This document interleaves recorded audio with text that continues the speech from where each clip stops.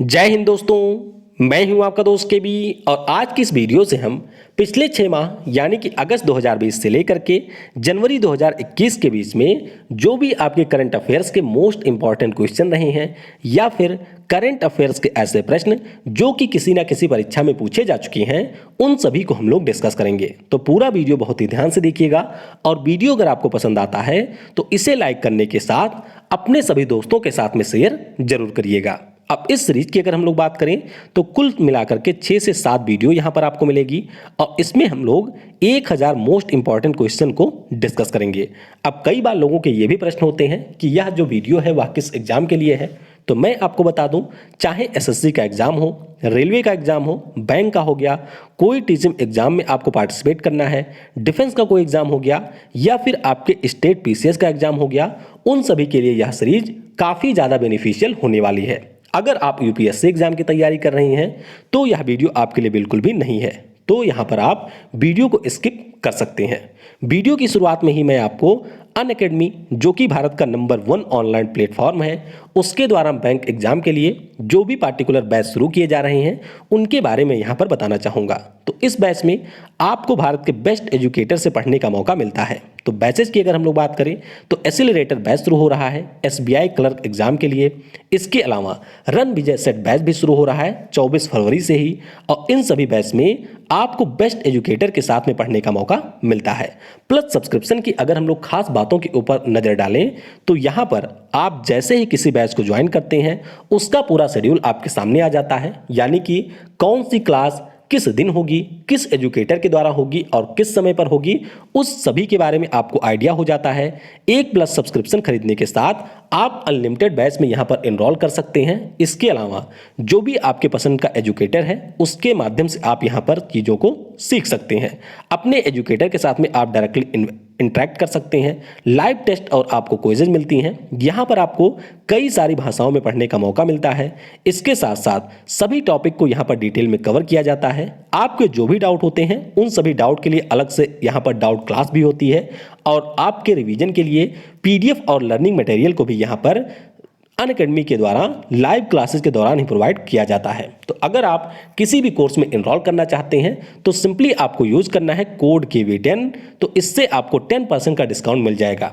अगर आप course purchase करना चाहते हैं तो मैं आपको यही कहूंगा कि आप फरवरी माह में ही परचेज कर लीजिए, क्योंकि मार्च माह से यहां पर जो डिस्काउंट है वह 5% हो जाएगा। तो नीचे आपको लिंक दी गई है, उस लिंक पर क्लिक करके आप किसी भी कोर्स को परचेज कर सकते हैं। अगर आप रेलवे एग्जाम की तैयारी कर रहे हैं तो उसके लिए भी अनअकैडमी के ऊपर आपको कोर्सेज मिल जाएंगे और वहां पर भी आप KV10 कोड यूज करके एनरोल कर सकते हैं। तो चलिए अब इस वीडियो की हम लोग शुरुआत करते हैं। तो पहला प्रश्न जो कि काफी ज्यादा महत्वपूर्ण है, किस स्पेस एजेंसी ने सबसे पहले सफल मंगल मिशन को लॉन्च किया था? तो आपको याद रखना है कि सबसे पहले जो हमारा मार्स प्लैनेट है उसके लिए सफल मिशन लॉन्च किया था नासा ने। किसने?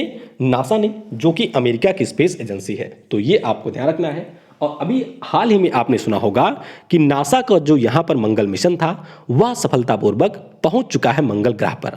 तो याद रखेंगे कि 1964 में नासा के द्वारा मरीनर 4 नाम से मंगल ग्रह के लिए पहले सफल मिशन को लॉन्च किया गया था। और पिछले साल यानी कि 30 जुलाई को नासा के द्वारा फ्लोरिडा से एक रॉकेट है जिसका नाम है एटलस 5, इसकी सहायता से मार्स रोवर जिसका नाम था परसिवरेंस, इसको यहां पर लॉन्च किया गया। तो अभी ये जो परसिवरेंस नाम का रोवर है उसने मंगल ग्रह के ऊपर लैंडिंग भी कर दी है। और पिछले साल ही तियान-1 नाम का जो मंगल मिशन है इसे लॉन्च किया था चीन ने। किसने? चीन ने लॉन्च किया था। और होप जो मिशन है यह भी आपके मंगल ग्रह के लिए ही था, तो इसे UAE के द्वारा लॉन्च किया गया था। तो इन तीनों के बारे में आपको यहां पर याद रखना है। अगला प्रश्न, किस राज्य की सरकार ने मुख्यमंत्री उद्यमिता विकास प्रोग्राम को लॉन्च किया? तो बस आप याद रखेंगे कि केरल सरकार के द्वारा यहां पर इसे लॉन्च किया गया था। और इसके अंतर्गत ये टारगेट है कि अगले 5 वर्षों में जो भी हमारे यहां पर उद्यमी हैं, यानी कि जो भी आपके व्यापारी हैं, उनको यहां पर कई सारी योजनाओं के लिए ऋण दिया जाएगा। अगला प्रश्न है, पीएम नरेंद्र मोदी ने आभासी तरीके से यानी कि वर्चुअल मीडियम में किस देश के सुप्रीम कोर्ट के भवन का उद्घाटन किया था? तो ये जो सुप्रीम कोर्ट का भवन है वह आपको मिलेगा मॉरिशस में। कहां पर? मॉरिशस का जो सुप्रीम कोर्ट का नया भवन था उसका इनॉग्रेशन पीएम के द्वारा किया गया। और आपको परीक्षा के दृष्टिकोण से यह ध्यान रखना है कि मॉरिशस के वर्तमान में पीएम है प्रवीण जुगन्नौथ और राजधानी आपको मिलेगी पोर्ट लुइस में। अगला प्रश्न है, किस कंपनी के द्वारा satellite broadband plan project Cooper में $10 बिलियन के निवेश की घोषणा की गई? तो ये घोषणा की है अमेजन ने। अब परीक्षा के दृष्टिकोण से आपको ये ध्यान रखना है कि जो आपका प्रोजेक्ट कूपर है, इसके माध्यम से अमेजन कंपनी का ये लक्ष्य है कि हम लोग ब्रॉडबैंड इंटरनेट सेवाएं उपलब्ध कराएंगे। और यहाँ पर आप ध्यान रखेंगे कि प्रोजेक्ट कूपर ये अमेजन कंपनी के द्वारा शुरू किया गया है। अगला प्रश्न है, अरब क्षेत्र के पहले बराकाह परमाणु रिएक्टर का किस देश में संचालन शुरू हुआ? तो इसका जो संचालन है वह शुरू हुआ है संयुक्त अरब अमीरात में। कहां पर? यूएई में इसकी शुरुआत हुई है। तो बस सिंपली आपको ध्यान रखना है कि अरब क्षेत्र का जो पहला परमाणु रिएक्टर है जिसका नाम है बराकाह, वह संयुक्त अरब अमीरात में शुरू हुआ है। अगला प्रश्न है, ट्रांस यूनियन केबल ने किसके साथ मिलकर के MSME सक्षम नामक एक प्लेटफॉर्म लॉन्च किया? तो इस प्रकार के जो प्रश्न होते हैं वे आपके बैंक एग्जाम के लिए सबसे ज्यादा महत्वपूर्ण होते हैं। तो जो अन्य एग्जाम वाले हैं उनको इस प्रकार के प्रश्नों के ऊपर कम फोकस करना है। तो ट्रांस यूनियन की बात करें तो इसने इसे लॉन्च किया था सिडवी के साथ में। किसके? सिडवी के साथ में यहां पर लॉन्च किया था। तो बस सिंपली आपको ध्यान रखना है कि ट्रांस यूनियन केबल के द्वारा एक प्लेटफॉर्म लॉन्च किया गया जिसका नाम है MSME सक्षम और इसमें ट्रांस यूनियन केबल की सहायता की थी सिडवी ने। अगला प्रश्न है, किस मंत्रालय को स्कॉच गोल्ड अवार्ड से सम्मानित किया गया? तो ये जो पुरस्कार है वह मिला है जनजातीय मामलों के मंत्रालय को। किसको? जनजातीय मामलों के मंत्रालय को यह पुरस्कार दिया गया। और जनजातीय मामलों के मंत्री कौन है? तो अर्जुन मुंडा इसके मंत्री हैं। अगला प्रश्न है, किस बीमा कंपनी के द्वारा SN राजेश्वरी को अपने अध्यक्ष और प्रबंध निदेशक के रूप में नियुक्त किया गया? तो ये नियुक्ति की गई है ओरिएंटल इंश्योरेंस कंपनी के द्वारा। तो बस आप सिंपली याद रखेंगे कि जो ओरिएंटल इंश्योरेंस कंपनी है इसने SN राजेश्वरी को अपना नया CMD नियुक्त किया है। अगला प्रश्न है, प्रत्येक वर्ष विश्व स्तनपान सप्ताह यानी कि वर्ल्ड ब्रेस्ट फीडिंग वीक कब मनाया जाता है? तो ये मनाया जाता है 1 से लेकर के 7 अगस्त तक। कब? 1 से लेकर के 7 अगस्त तक मनाया जाता है। और इस बार का थीम रहा support breast feeding for a healthier planet. क्या रहा? Support breast feeding for a healthier planet. अगला प्रश्न है, केंद्रीय मंत्री नितिन गडकरी ने किस राज्य में महात्मा गांधी सेतु पर नवनिर्मित पश्चिमी लेन का उद्घाटन किया है? तो ये जो आपका महात्मा गांधी सेतु है ये मिलेगा बिहार राज्य में गंगा नदी पर। और इसी में एक नए बनाए गए पश्चिमी लेन का उद्घाटन हमारे रोड हाईवे और परिवहन मंत्री नितिन गडकरी जी के द्वारा किया गया। अगला प्रश्न है, किस केंद्रीय मंत्री ने विद्यार्थी विज्ञान मंथन 2020-21 को लॉन्च किया? तो ये लॉन्च किया है डॉक्टर हर्षवर्धन ने। किसने? डॉक्टर हर्षवर्धन के द्वारा इसे लॉन्च किया गया। तो सिंपली आपको ध्यान रखना है कि ये जो विद्यार्थी विज्ञान मंथन है वह विद्यार्थी विज्ञान मंथन विजनाना भारती विज्ञान प्रसार और NCERT की पहल है। यानी कि जो विज्ञान प्रसार की विजनाना भारती है उसकी NCERT के साथ में मिलकर के पहल है। और मुख्य रूप से उद्देश्य यही है कि जो 6 से 11 साल के बच्चे हैं 6 से 11वीं क्लास के बच्चे हैं उनकी विज्ञान विषय में रुचि उत्पन्न किया जाए। तो डॉक्टर हर्षवर्धन के द्वारा इसे लॉन्च किया गया। अगला प्रश्न है, कमल रानी वरुण जिनका हाल ही में कोविड-19 के कारण निधन हुआ था किस राज्य की कैबिनेट मंत्री थी? तो ये उत्तर प्रदेश राज्य की कैबिनेट मंत्री थी और इनका निधन हुआ था। तो ये आप ध्यान रखेंगे कि तकनीकी शिक्षा मंत्री थी उत्तर प्रदेश राज्य की। अगला प्रश्न है, किस राज्य में भारत एयर फायर सर्विसेज का उद्घाटन किया गया? तो इसका उद्घाटन किया गया महाराष्ट्र राज्य में। कहां पर? महाराष्ट्र राज्य में इसका उद्घाटन किया गया। और ये जो भारत एयर फायर सर्विसेज है BSNL के द्वारा डिजिटल इंडिया पहल के अंतर्गत इसकी शुरुआत यहां पर की गई है। तो जो महाराष्ट्र का अकोला है वहां पर शिक्षा, इलेक्ट्रॉनिक्स, संचार और IT राज्य मंत्री संजय धोत्रे के द्वारा इसका उद्घाटन किया गया। अगला प्रश्न है, शशिधर जगदीशन को किस बैंक के नए MD और CEO के रूप में नियुक्ति को RBI ने मंजूरी दे दी है? तो ये मंजूरी मिली थी HDFC बैंक के। तो बस आप ध्यान रखेंगे कि शशिधर जगदीशन जो हैं वह HDFC बैंक के नए MD और CEO बन गए हैं। इन्होंने स्थान लिया है आदित्य पुरी का। और अगर हम लोग आदित्य पुरी की बात करें तो हमारे देश में जितने भी बैंक रहे हैं उन सभी बैंक में सबसे ज्यादा समय तक CEO के रूप में काम करने का रिकॉर्ड जो है वह आदित्य पुरी के पास में है। HDFC बैंक की बात करें तो मुख्यालय आपको मिल जाएगा मुंबई में। अगला प्रश्न है, पुस्तक सियासत में सदस्यता जिसका हाल ही में विमोचन हुआ किसके द्वारा लिखी गई है? तो ये लिखी गई है विजय कुमार के द्वारा। किसके द्वारा? विजय कुमार के द्वारा। तो ये बिहार विधानसभा के पूर्व अध्यक्ष रहे थे और उन्हीं के द्वारा ये पुस्तक लिखी गई। चलिए, आपके लिए यहाँ पर एक प्रश्न है, बिहार की जो नई विधानसभा गठित हुई थी अभी कुछ महीने पहले, उसमें इस समय अध्यक्ष कौन है? उनका नाम आपको नीचे कमेंट में बताना है। बाकी अगर हम लोग हृदय नारायण दीक्षित की बात करते हैं तो उत्तर प्रदेश विधानसभा के ये अध्यक्ष हैं।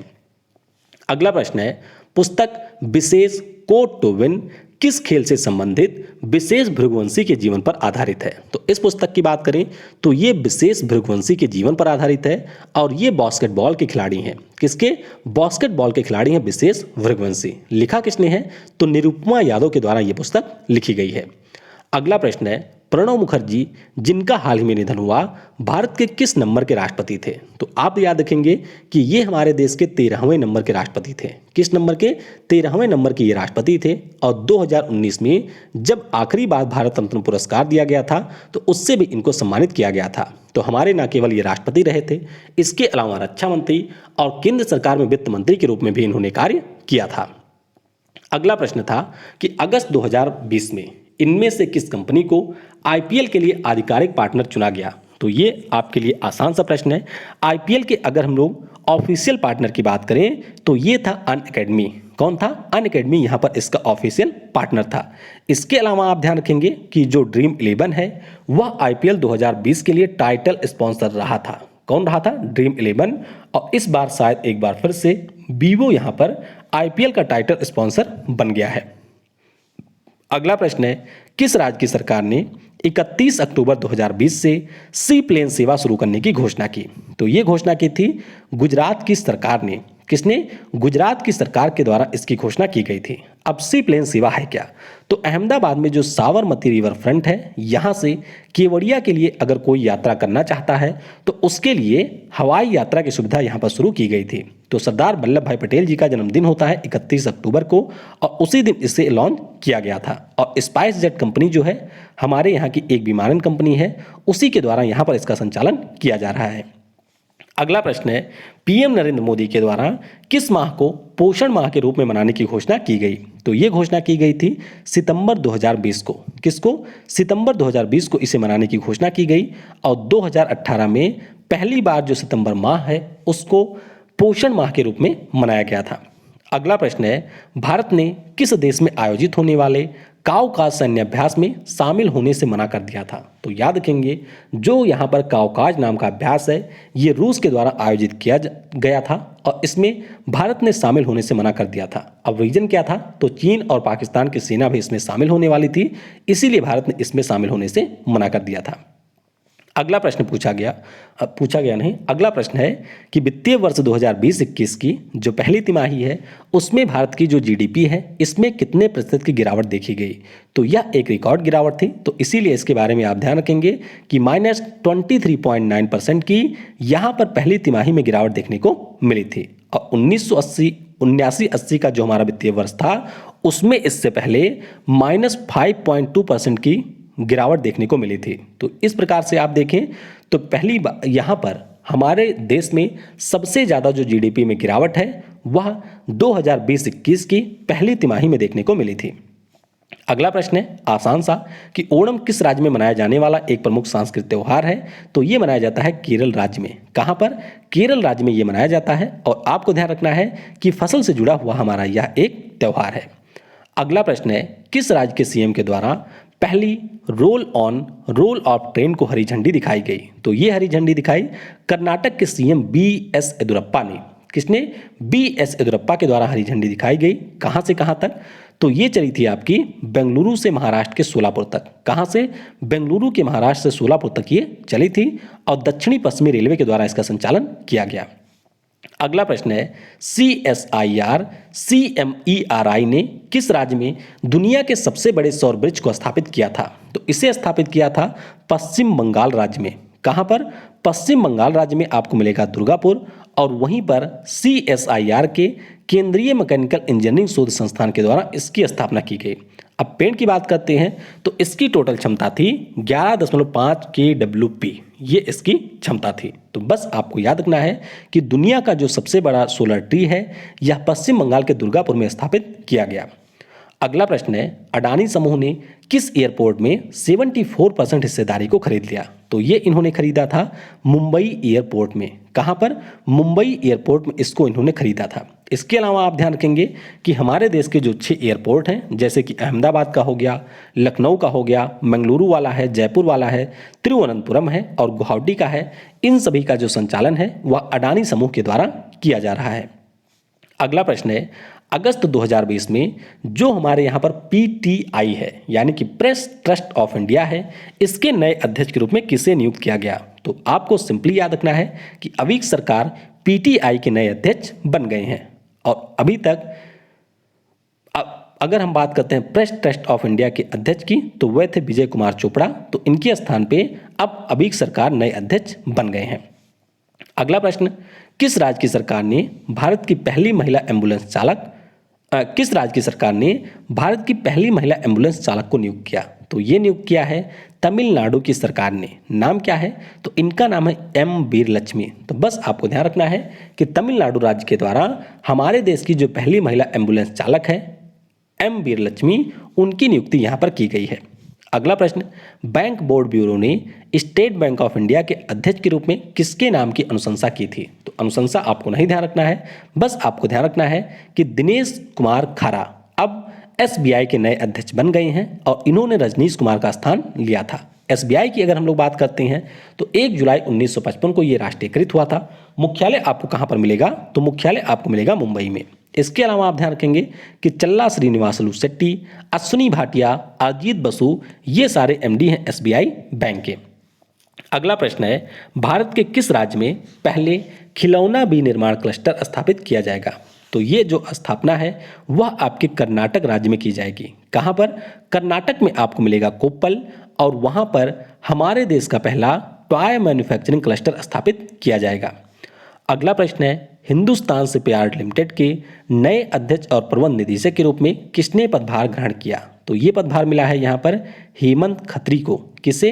हेमंत खत्री यहाँ पर हिंदुस्तान शिपयार्ड लिमिटेड के नए CMD के रूप में नियुक्त किए गए। और आप ध्यान रखेंगे कि जो हिंदुस्तान शिपयार्ड लिमिटेड है इसका मुख्यालय आपको विशाखापट्टनम, जो कि आंध्र प्रदेश का एक शहर है, इसे हम लोग वाइजैक के नाम से भी जानते हैं, वहाँ पर आपको मिलेगा। अगला प्रश्न है, सितंबर 2020 में इनमें से कौन सा देश राष्ट्रमंडल खेल महासंघ में शामिल हुआ है? तो ये देश है मालदीव। कौन है? मालदीव यहाँ पर शामिल हुआ है। और अगर आपको याद हो तो 2020 की शुरुआत में ही हम लोगों ने डिस्कस किया था कि मालदीव ने एक बार फिर से कॉमनवेल्थ ऑफ नेशंस को ज्वाइन कर लिया था और ये कॉमनवेल्थ ऑफ नेशंस का 54वां सदस्य बना था। तो आप इसके बारे में ध्यान रखेंगे कि अब मालदीव ने राष्ट्रमंडल खेल महासंघ को भी शामिल कर लिया है, यानी कि ये अब कॉमनवेल्थ गेम में भी शामिल होगा। अगला प्रश्न है, अगस्त 2020 में जारी वैश्विक नवाचार सूचकांक तो काफ़ी ज़्यादा महत्वपूर्ण है, ग्लोबल इनोवेशन इंडेक्स। तो इसमें भारत किस स्थान पर रहा था? तो हमारा देश इसमें था 48वें स्थान पे। किस पे? 48वें स्थान पे हमारा देश भारत रहा था। रिपोर्ट की अगर हम लोग बात करें तो world intellectual property organisation, Cornell विश्वविद्यालय और जो इंस्टीट्यूट बिजनेस स्कूल है स्विट्जरलैंड का, इसके द्वारा रिपोर्ट को जारी किया गया। रिपोर्ट की अगर हम लोग बात करें तो यह 131 देशों के आधार पर जारी किया गया था। तो स्विट्जरलैंड यहाँ पर रहा पहले स्थान पर, स्वीडन रहा यहाँ पर दूसरे स्थान पर, USA यहाँ पर तीसरे स्थान पर रहा था। 2019 की अगर हम लोग बात करें तो इसमें हमारा देश 52वें स्थान पर रहा था, यानी कि हमारे देश की जो रैंकिंग है इसमें 4 स्थानों की शुरुआत हुई थी। थीम क्या थी? तो इसकी थीम थी हु विल फाइनेंस इनोवेशन। क्या थी? हु विल फाइनेंस इनोवेशन इसका विषय था। अगला प्रश्न पूछा गया, अगला प्रश्न है, भारत सरकार ने PUBG के साथ कुल कितने चाइनीज ऐप्स को भारत में प्रतिबंधित किया था? तो यहाँ पर कुल मिलाकर के 118 ऐप को प्रतिबंधित किया गया था। अब ऐप भारत सरकार ने कई सारे बंद किए, तो इसीलिए ऐप के ऊपर आपको फोकस नहीं करना है। आपको ये फोकस करना है कि ये जो यहाँ पर ऐप के ऊपर बैन लगाया जाता है वह हमारी इलेक्ट्रॉनिक्स और सूचना प्रौद्योगिकी मंत्रालय लगाती है। किसके द्वारा? तो information technology procedure and safeguards for blocking access of public, ये जो 2009 का रूल है इसके सेक्शन 69A के अंतर्गत प्रतिबंध लगाया जाता है। तो ये पॉइंट आपको यहाँ पर याद रखना है। अगला प्रश्न है, राबो बैंक्स ग्लोबल टॉप 20 2020 की सूची में शामिल होने वाली भारत की पहली डेयरी कंपनी कौन सी है? तो इस कंपनी का नाम है अमूल। क्या नाम है? अमूल यहाँ पर शामिल हुई है। तो बस आपको ध्यान रखना है कि अमूल हमारी राबो बैंक्स ग्लोबल टॉप 20 2020 की सूची में शामिल होने वाली भारत की पहली कंपनी बन गई है। तो अमूल इसमें 16वें स्थान पर रहा था। और राबो बैंक की बात करते हैं तो ये नीदरलैंड की एक कंपनी है। स्विट्जरलैंड की जो नेस्ले है वह इसमें पहले स्थान पर रही और फ्रांस की है लैक्टेलिस, वह इसमें दूसरे स्थान पर रही थी। अमूल कंपनी के बारे में आपको ध्यान रखना है कि इसका मुख्यालय गुजरात के आनंद में आपको मिलेगा। अगला प्रश्न, भारत व किस देश की नौसेना के बीच द्विपक्षीय सैन्य अभ्यास इंद्र 2020 का आयोजन किया गया? तो इसका आयोजन हुआ था भारत और रूसिया के बीच में, यानी कि इस प्रश्न का ऑप्शन ए करेक्ट होगा। कहां पर आयोजन हुआ था? तो अंडमान सागर में इसका आयोजन हुआ था। तो बस आपको 2 पॉइंट याद रखने हैं कि इंद्र नाम का जो अभ्यास है वह हम लोग रूस के साथ में करते हैं और 2020 में जो इसका आयोजन है वह अंडमान सागर में किया गया था। अगला प्रश्न है, सितंबर 2020 में जारी वर्ल्ड यूनिवर्सिटी रैंकिंग 2021 में कौन सा विश्वविद्यालय शीर्ष स्थान पर रहा है? तो यहाँ पर अगर हम लोग शीर्ष स्थान की बात करें तो पहले स्थान पर रहा था ऑक्सफोर्ड विश्वविद्यालय। कौन सा? ऑक्सफोर्ड विश्वविद्यालय यहाँ पर शीर्ष स्थान पर रहा था। रिपोर्ट किसने जारी की? तो टाइम्स हायर एजुकेशन के द्वारा यह रिपोर्ट जारी की गई। तो ऑक्सफोर्ड यहाँ पर पहले स्थान पर रहा, स्टैनफोर्ड यहाँ पर दूसरे स्थान पर रहा और हार्वर्ड यूनिवर्सिटी की बात करते हैं तो ये तीसरे स्थान पर रहा था। अपने देश की बात करें तो वैसे आपको पता ही होगा कि हमारे देश की शिक्षा कैसी है। आपको ट्वीट भी करना है, वो भी आप जरूर याद रखेंगे, मोदी रोजगार 2 हैशटैग के साथ में आपको ट्वीट भी करना है। तो हमारे यहाँ का जो IISc बेंगलुरु है, यानी कि Indian institute of science Bengaluru है, वह आपके 301 से 350वीं रैंक के बीच में रहा था। तो ये आप यहाँ पर याद रखेंगे। अगला प्रश्न, केंद्रीय मंत्रिमंडल ने जम्मू कश्मीर राज्य के लिए कितनी भाषाओं को आधिकारिक भाषा के रूप में मंजूरी दी? तो कुल मिलाकर के यहाँ पर 5 भाषाओं को जम्मू कश्मीर की ऑफिशियल लैंग्वेज का स्टेटस दिया गया केंद्र सरकार के द्वारा। तो ये 5 भाषाएं कौन सी हैं? तो हिंदी हो गई, उर्दू हो गई, डोगरी, अंग्रेजी और कश्मीरी। तो इनके द्वारा यहाँ पर 5 भाषाओं को जम्मू कश्मीर की ऑफिशियल लैंग्वेज का दर्जा दिया गया। अगला प्रश्न है, केंद्रीय मंत्रिमंडल के द्वारा कितने वर्षों के लिए मिशन कर्मयोगी योजना को मंजूरी दी गई? तो ये जो योजना है वह शुरू की गई है 5 वर्षों के लिए। कितने? 5 वर्षों के लिए इसकी शुरुआत की गई है। अब इस योजना के अंतर्गत होगा क्या? तो पहले आपको यह ध्यान रखना है कि 2020-21 से लेकर के 2024-25 तक ये हमारी योजना चलेगी और इस योजना के अंतर्गत जो भी हमारे यहाँ पर गवर्नमेंट ऑफिसर हैं उनकी एक प्रकार से ट्रेनिंग की जाएगी, जिससे उनकी जो कार्य दक्षता है यानी कि उनकी जो वर्क एफिशिएंसी है उसमें यहाँ पर इम्प्रूवमेंट हो। तो इसके लिए इसकी शुरुआत की गई है और यहाँ पर जो integrated government online training platform है उसके ऊपर कर्मयोगी मंच की भी स्थापना की जाएगी। तो ये आपको ध्यान रखना है और केंद्र सरकार का टारगेट है कि हम लोग 86 लाख कर्मचारियों को यहाँ पर ट्रेनिंग देंगे। अगला प्रश्न है, सितंबर 2020 में एक भारत श्रेष्ठ भारत के अंतर्गत उत्तराखंड को किस राज्य के साथ में जोड़ा गया? तो यहाँ पर सिंपली यही पूछा जाता है। तो ध्यान रखेंगे, उत्तराखंड को कर्नाटक के साथ में जोड़ा गया था, दिल्ली को जोड़ा गया था सिक्किम के साथ में, जम्मू कश्मीर और लद्दाख को तमिलनाडु के साथ जोड़ा गया, राजस्थान को असम के साथ जोड़ा गया, हिमाचल प्रदेश को केरल के साथ जोड़ा गया, पंजाब को यहाँ पर आंध्र प्रदेश के साथ में जोड़ा गया था। अगला प्रश्न है, किस केंद्रीय मंत्री ने ग्रीन टर्म अहेड मार्केट को लॉन्च किया? तो ये लॉन्च किया था हमारे जो ऊर्जा मंत्री हैं, इसके अलावा नई और नवीकरणीय ऊर्जा के मंत्री हैं जिनका नाम है RK सिंह। तो इनके द्वारा इसे लॉन्च किया गया था। तो बस आपको सिंपली ये याद रखना है कि ग्रीन टर्म अहेड जो मार्केट है इसे RK सिंह जी के द्वारा लॉन्च किया गया था। अगला प्रश्न है, हाल ही में किस बैंक ने होम उत्सव नामक आभासी प्रॉपर्टी प्रदर्शनी का शुभारंभ किया था? तो ये भी आपके बेसिकली बैंक एग्जाम के लिए ही है। तो याद रखेंगे, ICICI बैंक के द्वारा इसे लॉन्च किया गया था और बैंक के एक एग्जाम में ये प्रश्न पूछा भी जा चुका है। तो अगर हम इसकी बात करते हैं तो मुंबई और पुणे के लिए इसकी शुरुआत ICICI बैंक के द्वारा की गई थी। अगला प्रश्न है, किस राज्य के स्वास्थ्य मंत्री KK शैलजा को प्रोस्पेक्ट्स के द्वारा विश्व के कोविड-19 के लिए जो शीर्ष विचारक रहे हैं उनकी सूची में पहला स्थान दिया गया? तो ये आपके केरल राज्य के स्वास्थ्य मंत्री हैं। तो तो ये आपको यहाँ पर ध्यान रखना है। न्यूजीलैंड की जो पीएम है जैकिंदा अर्डर्न, वो यहाँ पर दूसरे स्थान पे रही थी। तो कोविड-19 का जो मैनेजमेंट है, यानी कि किस प्रकार से उसका प्रबंधन किया जाए, किस प्रकार से उसके संक्रमण को रोका जाए, इस क्षेत्र में काफ़ी बेहतर काम किया था के शैलजा जी ने, और इसीलिए यहाँ पर इनको टॉप स्थान मिला था। अगला प्रश्न है, दिसंबर 2020 में प्रकाशित पुस्तक जिसका नाम है लेट अस ड्रीम, तो इसके लेखक कौन है? तो इस पुस्तक को लिखा है पोप फ्रांसिस ने। किसने? पोप फ्रांसिस के द्वारा लिखी गई ये पुस्तक है। तो बस इतना इसके बारे में आपको याद रखना है। इसके अलावा जो संयुक्त राष्ट्र पर्यावरण कार्यक्रम है, उसने भी एक बुक को लॉन्च किया जो कि पर्यावरण के प्रति शिक्षा के लिए थी, और इसका नाम है the little book of green नज। क्या नाम है? The little book of green नज, ये इस पुस्तक का नाम है। अगला प्रश्न है, protocol for inland water trade and transit के तहत किस राज्य ने बांग्लादेश से अंतर्देशीय शिपिंग कार्गो प्राप्त किया? तो ये प्राप्त किया था यहाँ पर त्रिपुरा राज्य ने। किसने? त्रिपुरा राज्य को यहाँ पर प्राप्त हुआ था। तो बस सिंपली आपको ध्यान रखना है कि भारत और बांग्लादेश के बीच में जो हमारे इनलैंड वाटर वे होते हैं, यानी कि अंतर्देशीय जलमार्ग होते हैं, उनके लिए एक समझौता हुआ था 1972 में, और उसी के अंतर्गत यहाँ पर बांग्लादेश का जो दौकंदी है और त्रिपुरा का जो सोनपुरा है, उसके बीच में एक प्रोटोकॉल रूट का संचालन शुरू हुआ है।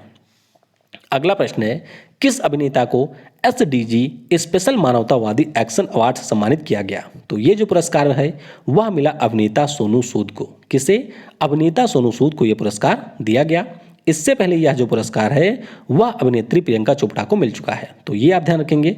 संयुक्त राष्ट्र विकास कार्यक्रम की बात करें तो मुख्यालय आपको न्यूयॉर्क में मिलेगा। अध्यक्ष इसके अकीम स्टीनर। अगला प्रश्न है, भारत ने किस राज्य में सुपरसोनिक क्रूज मिसाइल ब्रह्मोस का सफल परीक्षण किया है? तो ब्रह्मोस मिसाइल ये हमारे लिए वैसे भी काफ़ी ज़्यादा महत्वपूर्ण है, तो ध्यान रखिएगा इसका परीक्षण किया गया था उड़ीसा में। कहाँ पर? उड़ीसा में आपको मिलेगा इंटीग्रेटेड टेस्ट रेंज, जो कि बालासोर में है, और यहीं पर इसका परीक्षण किया गया। और आपको ध्यान रखना है कि जो हमारी ब्रह्मोस मिसाइल है, इसको हमने रूस के साथ में मिलकर के डेवलप किया है। इसकी जो रेंज है वह 290 किलोमीटर है, लेकिन इसको 450 किलोमीटर तक बढ़ा करके यहाँ पर परीक्षण किया गया है। ब्रह्मोस की अगर हम लोग बात करें तो यह आपकी सतह से सतह पर मार कर सकती है, इसके अलावा समुद्र से सतह पर भी मार कर सकती है, इसके अलावा हवा से सतह पर भी मार कर सकती है। तो कई सारे फीचर आपको ब्रह्मोस मिसाइल में देखने को मिलेंगे। अगला प्रश्न है, किस केंद्रीय मंत्री ने एक वर्चुअल कार्यक्रम के दौरान अपनी तरह के पहले आईडेक्स फॉर फौजी को लॉन्च किया है? तो आयोडेक्स नहीं है, आईडेक्स फॉर फौजी है। तो इसे लॉन्च किया हमारे रक्षा मंत्री राजनाथ सिंह ने। किसने? रक्षा मंत्री राजनाथ सिंह के द्वारा इसे लॉन्च किया गया। तो आपको ये ध्यान रखना है कि केंद्र सरकार के द्वारा जो हमारा डिफेंस सेक्टर है उसमें FDI को भी 49% से 74% तक बढ़ा दिया गया है। और आईडेक्स फॉर फौजी की अगर हम लोग बात करें तो इसका मुख्य रूप से लक्ष्य है कि हमारे देश में जो आत्मनिर्भर भारत के अंतर्गत हम लोग डिफेंस इक्विपमेंट या फिर डिफेंस से जुड़े हुए चीज़ों को बनाएंगे, उसके बारे में यहाँ पर नवाचार को बढ़ावा दिया जाए। और इसमें हमारे अगर जवान शामिल होंगे तो ये जो हमारा मूवमेंट है वह और ज़्यादा बूस्ट हो पाएगा। तो इसी के लिए आईडेक्स फॉर फौजी को यहाँ पर लॉन्च किया गया। अगला प्रश्न है, किस रेलवे जोन के द्वारा महिला यात्रियों की सुरक्षा के लिए ऑपरेशन माई सहेली लॉन्च किया गया? तो ये लॉन्च किया था दक्षिण पूर्वी रेलवे ने। किसने? दक्षिणी पूर्वी रेलवे के द्वारा पहले इसे लॉन्च किया गया था, बाद में इसको पूरे भारत के लिए बढ़ा दिया गया। तो बस आपको ध्यान रखना है कि निर्भया फंड के अंतर्गत इसकी शुरुआत की गई थी हमारे देश में महिला यात्रियों की सुरक्षा के लिए। अगला प्रश्न है, film and television institute of India के अध्यक्ष के रूप में किसे नियुक्त किया गया? तो यहाँ पर नियुक्ति हुई है शेखर कपूर साहब की। किसकी? शेखर कपूर साहब की यहाँ पर नियुक्ति हुई है। और आपको ध्यान रखना है कि जो film and television institute of India है वह हमारे सूचना और प्रसारण मंत्रालय के अंतर्गत एक संस्था है। अगला प्रश्न है, कैट क्यू वायरस जिसके लिए ICMR ने चेतावनी जारी किया, किस देश का वायरस है? तो ये हमारे चीन का वायरस है। कहाँ का?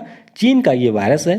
तो चीन के कई सारे वायरस पिछले साल चर्चा में रहे थे, चाहे हम SARS-CoV-2 की बात करें यानी कि कोविड-19 का जो वायरस है, हंता वायरस की बात करें, टिक FSTS की बात करें या फिर कैट क्यू की बात करें, तो ये सारे आपके चीन से जुड़े हुए वायरस हैं।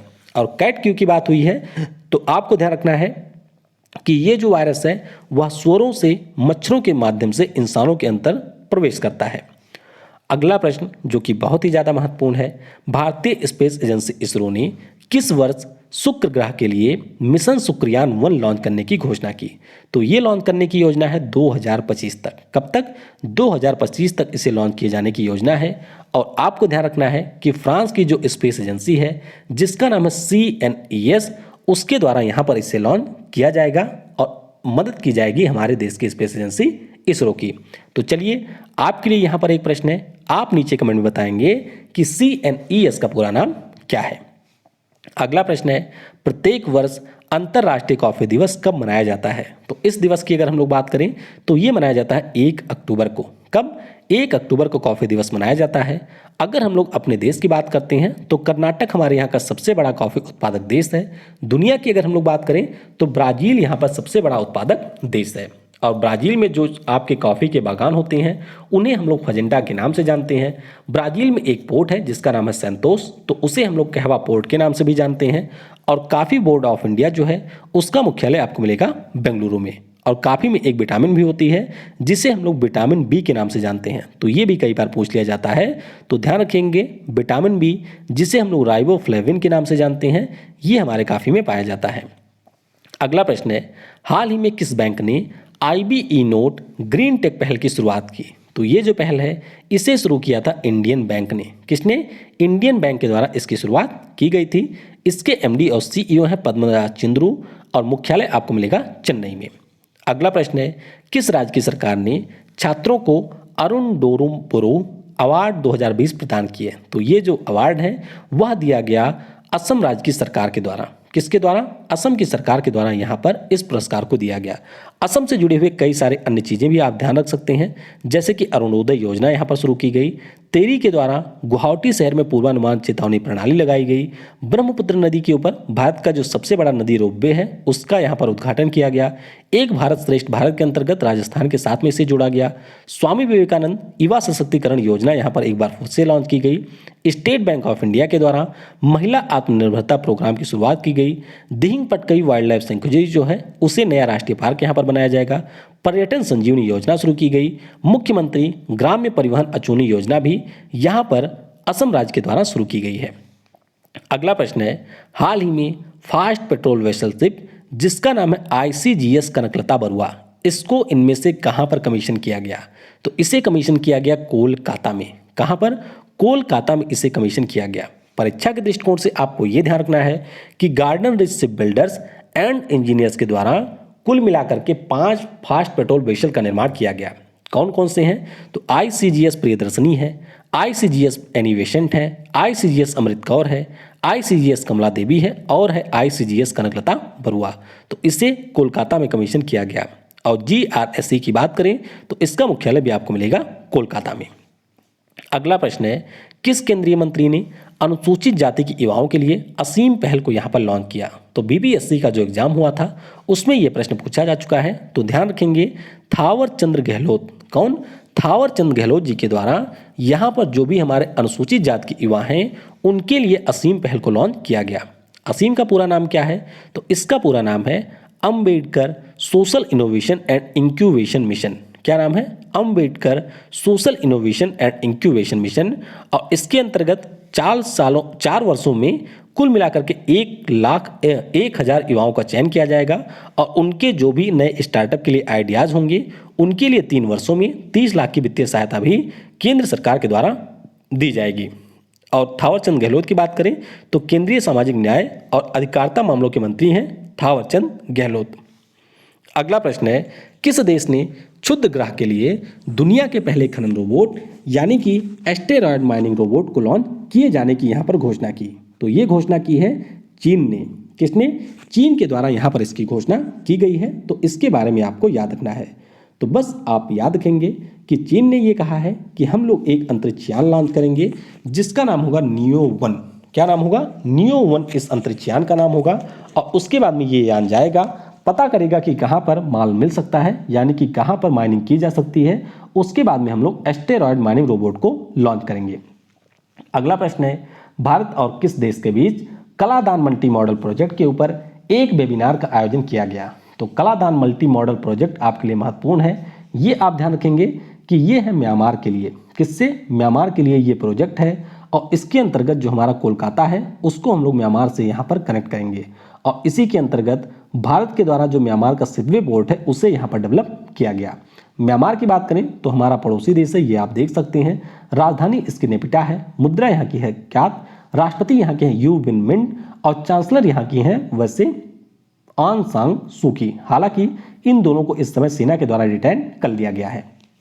अगला प्रश्न है, अक्टूबर 2020 में विश्व की जो सबसे लंबी हाईवे सुरंग है जिसका नाम है अटल टनल, तो इसका उद्घाटन किसके द्वारा किया गया?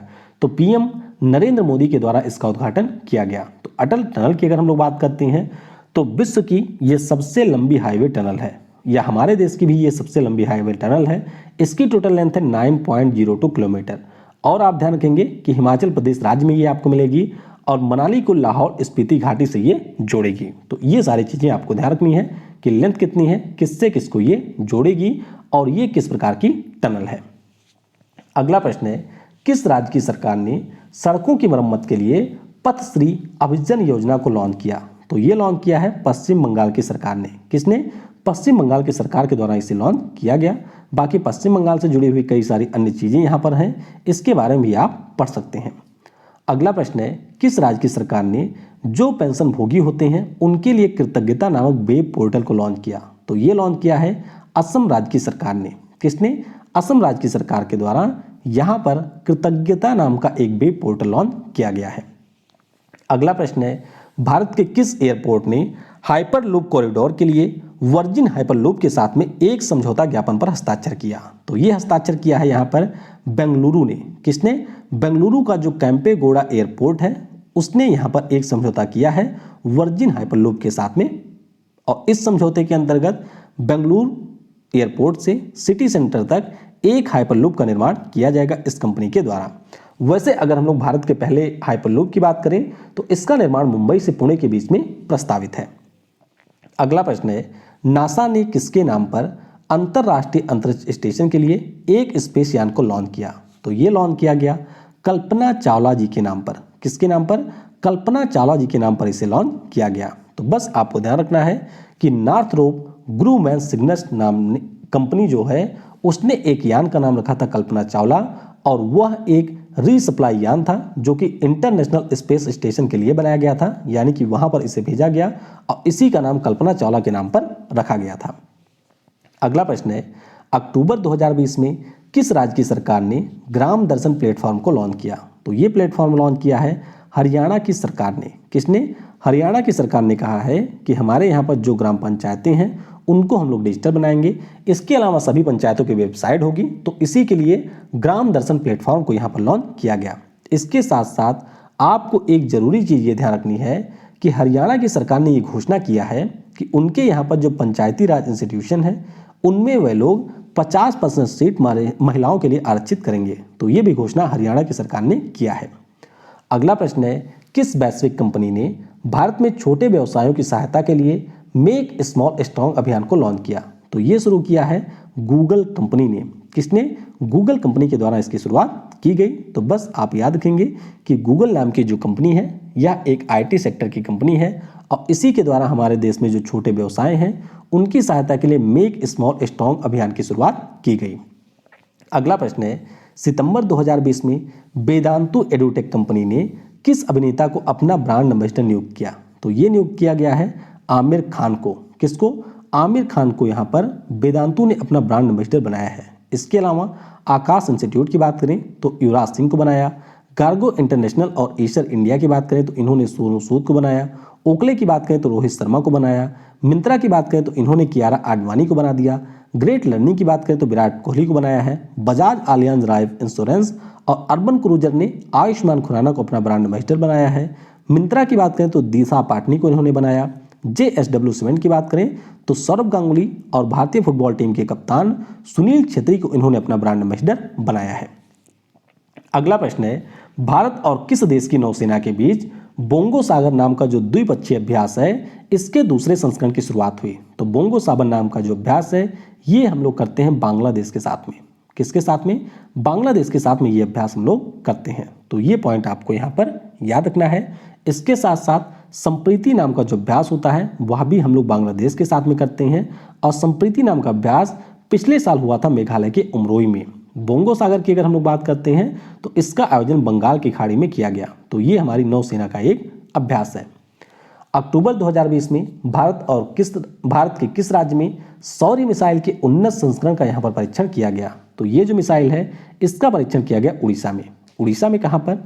तो जो वही इंटीग्रेटेड टेस्ट रेंज है बालासोर में, वहाँ पर इसका परीक्षण किया गया। अच्छा, सौर्य मिसाइल के बारे में आपको ध्यान रखना है कि DRDO के द्वारा इस मिसाइल का निर्माण किया गया है, और ये हमारी सरफेस टू सरफेस मिसाइल है। किस प्रकार की है? सरफेस टू सरफेस यह मिसाइल है, और इस मिसाइल की रेंज है 800 किलोमीटर। कितनी है? 800 किलोमीटर इसकी रेंज है। अगला प्रश्न है, किस भारतीय कंपनी ने डैपाग्लिन नामक डायबिटीज के लिए एक जेनरिक मेडिसिन को लॉन्च किया? तो ये जो मेडिसिन है इसे लॉन्च किया है जाइडस हेल्थ केयर ने। किसने? जाइडस हेल्थ केयर के द्वारा इसे लॉन्च किया गया। तो बस आपको ध्यान रखना है कि जो डैपाग्लिन नाम की टेबलेट है वह आपके डायबिटीज के लिए है, और इसे जाइडस हेल्थ केयर नाम की कंपनी के द्वारा हमारे देश में लॉन्च किया गया है। अगला प्रश्न है, अक्टूबर का जो माह है वह किस प्रकार के कैंसर के प्रति जागरूकता बढ़ाने के लिए मनाया जा रहा है? तो अगर हम लोग बात करते हैं अक्टूबर मंथ की, तो ये आपके जो ब्लड कैंसर होते स्तन कैंसर होते हैं, यानी कि जो आपके ब्रेस्ट कैंसर होते हैं महिलाओं के, उनके प्रति जागरूकता बढ़ाने के लिए शुरू किया गया है। तो ध्यान रखेंगे 1 अक्टूबर से 31 अक्टूबर तक ये मनाया गया। अगला प्रश्न है जो कि काफ़ी ज़्यादा महत्वपूर्ण है, अक्टूबर 2020 में जारी पब्लिक अफेयर सूचकांक में जो बड़े राज्य हैं उनमें कौन सा राज्य पहले स्थान पर रहा था? तो पहले स्थान पर यहाँ पर रहा है केरल। कौन रहा? बड़े राज्यों में पहले स्थान पर रहा है केरल। कुल मिलाकर के 3 पिलर्स, 5 विषय, 13 SDG गोल और 50 इंडिकेटर के आधार पर रिपोर्ट को जारी किया गया। तो बड़े राज्यों में केरल रहा पहले, तमिलनाडु रहा दूसरे, आंध्र प्रदेश रहा तीसरे स्थान पे, छोटे राज्यों में गोवा रहा पहले स्थान पे, और जो हमारे यूनियन टेरिटरी हैं उसमें चंडीगढ़ रहा है पहले स्थान पर। तो ये सारी चीज़ें आप यहाँ पर देख सकते हैं रिपोर्ट के बारे में।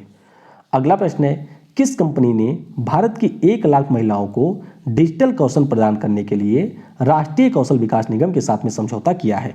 तो ये समझौता किया है माइक्रोसॉफ्ट ने। किसने? माइक्रोसॉफ्ट, जो कि अमेरिका की एक कंपनी है।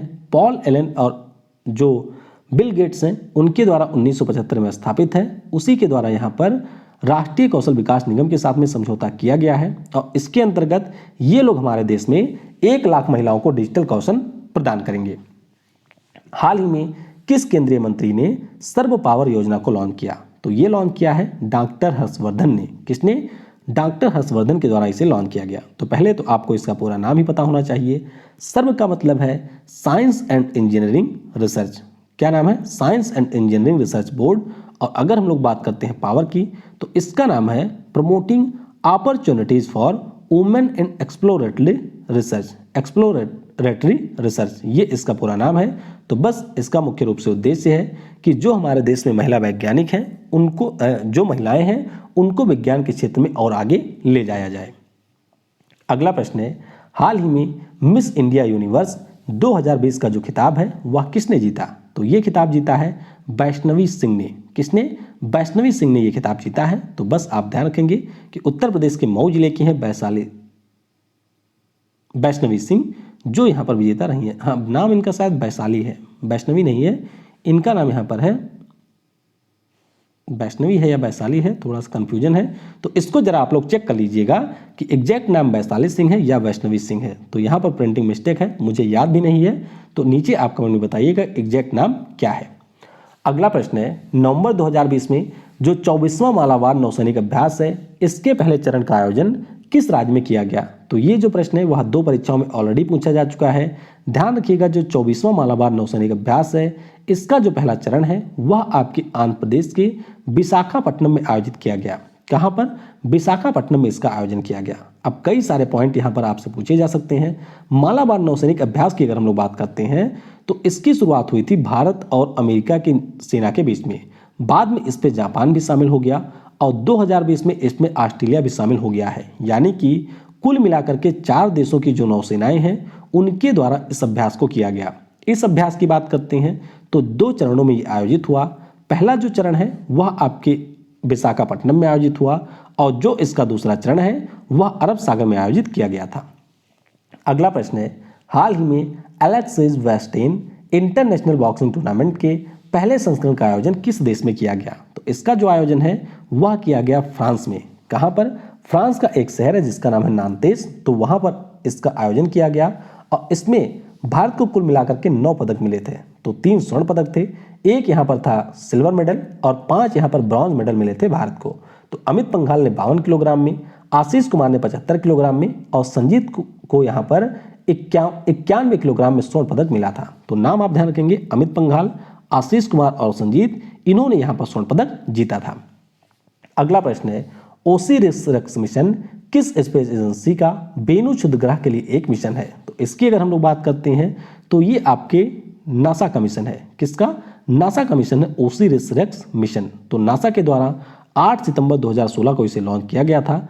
नाम इसका पूरा क्या है? तो इसका पूरा नाम है origins spectral interpretation resource identification security regolith explorer. तो बेनू नाम का जो क्षुद्र ग्रह है उसके अध्ययन के लिए यहाँ पर नासा के द्वारा इसे लॉन्च किया गया था। तो ये आप देख सकते हैं उस ग्रह को, यानी कि उस मिशन के अंतर्गत जो यहाँ पर भेजा गया पार्ट है। हाल ही में T20 क्रिकेट में 1000 छक्के लगाने वाले दुनिया के पहले बल्लेबाज कौन बने? तो none above the Chris Gayle. कौन बने हैं? क्रिस गेल यहाँ पर 1000 छक्के लगाने वाले दुनिया के पहले बल्लेबाज बन गए। तो ये आपको यहाँ पर याद रखना है कि 410वें मैच में अपना 1000वां छक्का लगाया था क्रिस गेल ने IPL के दौरान। अगला प्रश्न है, वर्ष 2020 के लिए किस लेखक को एजुथचन पुरस्कार से सम्मानित किया गया? तो ये जो पुरस्कार है वह मिला है पॉल जचेरिया को। किसे? पॉल जचेरिया को एजुथचन पुरस्कार मिला है। अब पुरस्कार के बारे में आपको ये ध्यान रखना है कि मलयालम भाषा के लिए ये पुरस्कार दिया गया है पॉल जचेरिया को। किसने दिया है? तो ये पुरस्कार दिया जाता है केरल की सरकार के द्वारा। किसके द्वारा? केरल की सरकार के द्वारा साहित्य के क्षेत्र में दिया जाने वाला सर्वोच्च सम्मान है एजुथचन पुरस्कार और ये मिला है पॉल जचेरिया को, जो कि मलयालम भाषा के लेखक हैं। अगला प्रश्न है, अक्टूबर 2020 में एमेट लीही अवार्ड 2020 से किसे सम्मानित किया गया? तो ये पुरस्कार मिला है दिनेश काटरे को। किसे? दिनेश काटरे को ये पुरस्कार दिया गया। तो बस आपको ध्यान रखना है कि दिनेश काटरे को एमेट लीही अवार्ड 2020 मिला है और ये CDAC के वरिष्ठ निदेशक रहे हैं। अगला प्रश्न है, भारत के मुख्य न्यायाधीश शरद अरविंद बोबड़े ने किस शहर में भारत के पहले रिसोर्स सेंटर जिसका नाम है न्याय कौशल, इसका उद्घाटन किया? तो इसका उद्घाटन इन्होंने किया है नागपुर में। कहां पर? महाराष्ट्र का एक शहर है नागपुर, यहां पर इसका उद्घाटन किया गया। अगला प्रश्न है, DRDO ने ब्रह्मोस सुपरसोनिक क्रूज मिसाइल का भारतीय नौसेना के किस जहाज से सफलतापूर्वक परीक्षण किया? तो जैसा कि मैंने आपको बताया था कि इससे हम लोग कई जगह से वार कर सकते हैं, तो यहाँ पर इसका जो परीक्षण है वह नौसेना के शिप से किया गया। तो कौन सी शिप है? तो इसका नाम है INS चेन्नई। क्या नाम है? INS चेन्नई के ऊपर से इसका परीक्षण किया गया। तो बस आप ये याद रखेंगे। अगला प्रश्न है, नवंबर 2020 में किस राज्य में भारत की जो पहली सौर ऊर्जा से चलने वाली मिनी ट्रेन है इसका उद्घाटन किया गया? तो इसका उद्घाटन किया गया है केरल में। कहां पर? केरल में इसका उद्घाटन किया गया है। तो बस आप ध्यान रखेंगे कि केरल राज्य में जो हमारे देश की पहली सौर ऊर्जा से चलने वाली मिनी ट्रेन है इसका उद्घाटन किया गया है। अच्छा, जीके का जो सेक्शन है रेलवे वाला, उसमें मैंने आपको बताया था कि भारत की जो पहली सौर ऊर्जा से चलने वाली ट्रेन है वह दिल्ली के सफदरगंज से रवाना की गई थी। तो यह दिल्ली के सफदरगंज से कहां तक के लिए चली थी वह आपको नीचे कमेंट में बताना है। अगला प्रश्न है, भारत और किस देश की सीमा पर 8000 मेगावाट क्षमता का नवीकरणीय ऊर्जा पार्क की स्थापना की जाएगी? तो ये स्थापना की जाएगी भारत और पाकिस्तान की सीमा पर।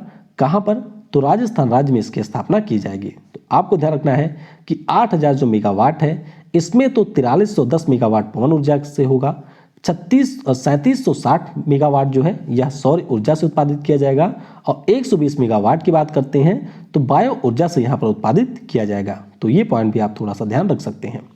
अगला प्रश्न है, अंतर संसदीय संघ यानी कि इंटर पार्लियामेंट्री यूनियन के नए अध्यक्ष के रूप में किसे चुना गया? तो यहाँ पर चुना गया है दुतर्ते पचेको को। किसे?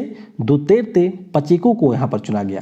1 से 4 नवंबर तक जो अंतर संसदीय संघ है इसके गवर्नर काउंसिल के 206वीं बैठक हुई। इसमें हमारे यहाँ के जो लोकसभा अध्यक्ष हैं ओम बिरला जी वह शामिल हुए थे। तो पुर्तगाल के जो दुतर्ते पचेको हैं ये अगले 3 सालों के लिए यहाँ पर इसके नए अध्यक्ष चुन लिए गए हैं। स्थान किसका लिया? तो मैक्सिको की थी गैब्रिएला बैरन, इनका इन्होंने स्थान लिया है। और इंटर पार्लियामेंट्री यूनियन के बारे में आपको ये ध्यान रखना है कि इसका मुख्यालय आपको मिल जाएगा जिनेवा में। अगला प्रश्न है, नवंबर 2020 में प्रकाशित पुस्तक जिसका नाम है pandemonium the great Indian banking tragedy, तो इसके लेखक कौन है? तो इस पुस्तक की अगर हम लोग बात करें तो इसे यहाँ पर लिखा है तमाल बंदोपाध्याय ने। और अभी बैंक का एक एग्जाम हुआ था, उसमें यह प्रश्न पूछा भी जा चुका है कि पांडेमोनियम नाम की जो पुस्तक है इसे किसने लिखा है? तो तमाल बंदोपाध्याय के द्वारा इस पुस्तक को लिखा गया है। अगला प्रश्न है, नवंबर 2020 में मिशन सागर के तहत भारतीय नौसेना का कौन सा जहाज सूडान देश पहुंचा था? तो ये जो जहाज है इसका नाम है INS ऐरावत। क्या नाम है? INS ऐरावत इसका नाम है। तो इस प्रश्न का ऑप्शन बी करेक्ट होगा। तो ये प्रश्न जो है CDS के एग्जाम में पूछा जा चुका है। तो आपको याद रखना है कि मिशन सागर 2 के अंतर्गत हम लोगों ने सूडान देश को एक सहायता भेजी थी और इस सहायता में हमने 100 टन चावल भेजा था और ये जो चावल है वह आपके INS ऐरावत के माध्यम से भेजा गया था। अगला प्रश्न है, प्रियंका राधाकृष्णन किस देश में भारतीय मूल की पहली मंत्री के रूप में नियुक्त की गई? तो प्रियंका राधाकृष्णन की बात करते हैं तो न्यूजीलैंड में यह मंत्री बनी है। और यह प्रश्न आपके KBC में पूछा जा चुका है कि प्रियंका राधाकृष्णन किस देश में बनी है। तो बस आप ध्यान रखेंगे कि ये न्यूजीलैंड में एक मंत्री के रूप में नियुक्त की गई है। न्यूजीलैंड की बात करें तो राजधानी वेलिंगटन में है, मुद्रा आपको मिल जाएगी डॉलर और PM यहाँ के जैकिंदा अर्दन। अगला प्रश्न है, वीजा व डिजिट सिक्योर ने किस बैंक के साथ मिलकर के दुनिया के पहले tap to phone card acceptance solution को यहाँ पर लॉन्च किया? तो ये इन्होंने लॉन्च किया है HDFC बैंक के साथ में मिलकर के। किसके साथ में? HDFC बैंक के साथ में मिलकर के इन्होंने इसे लॉन्च किया है। तो यह जो आपका phone to card acceptance solution है नियर फील्ड कम्युनिकेशन के द्वारा ये चलेगा और आपके फोन में जो ऐप होगा उसके माध्यम से भुगतान की सुविधा आपको मिलेगी।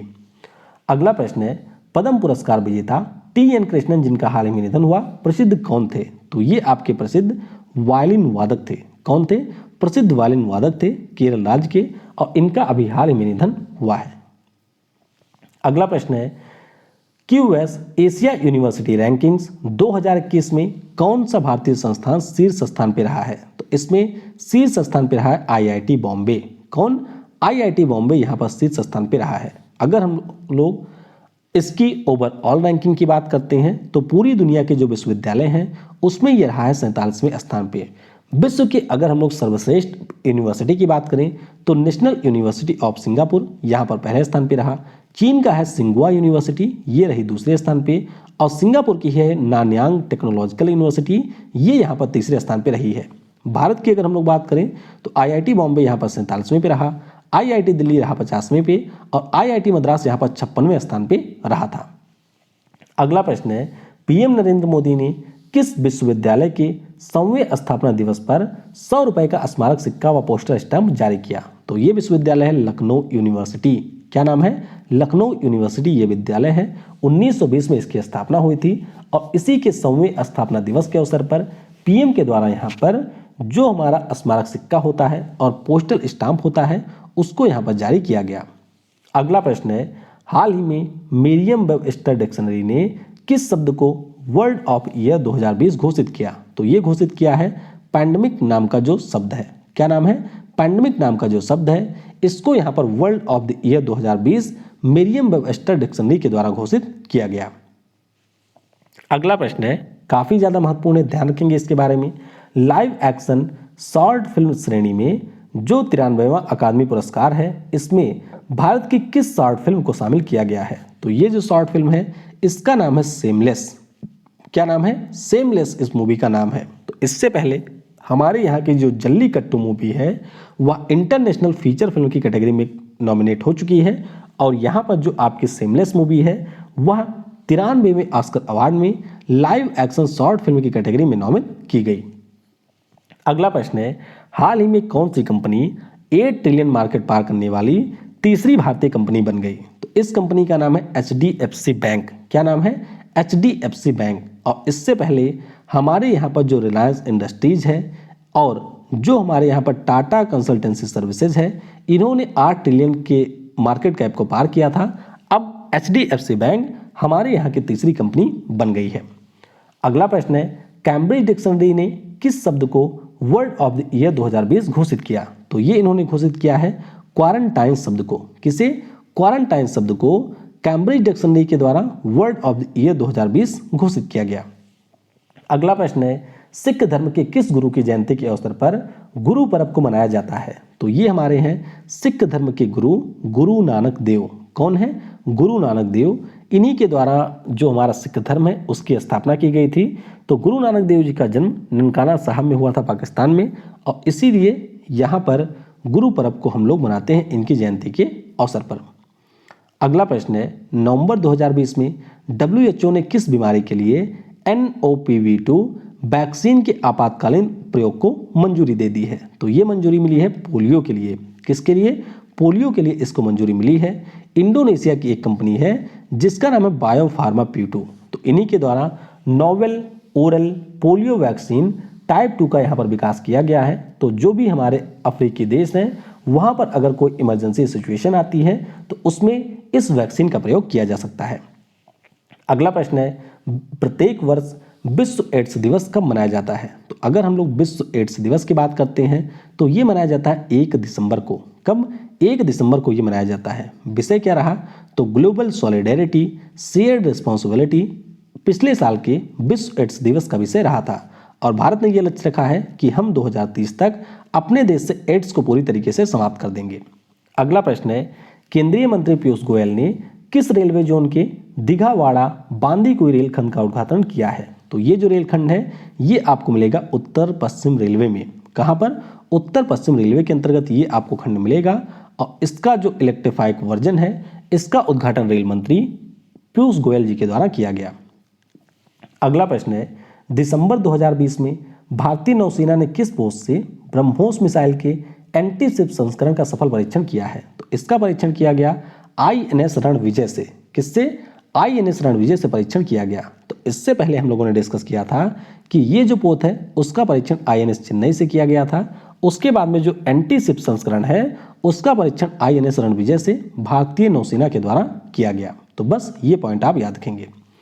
अगला प्रश्न है, हाल ही में इसरो को प्राप्त C-32 LS-2 cryogenic propellant tank का निर्माण किस कंपनी के द्वारा किया गया?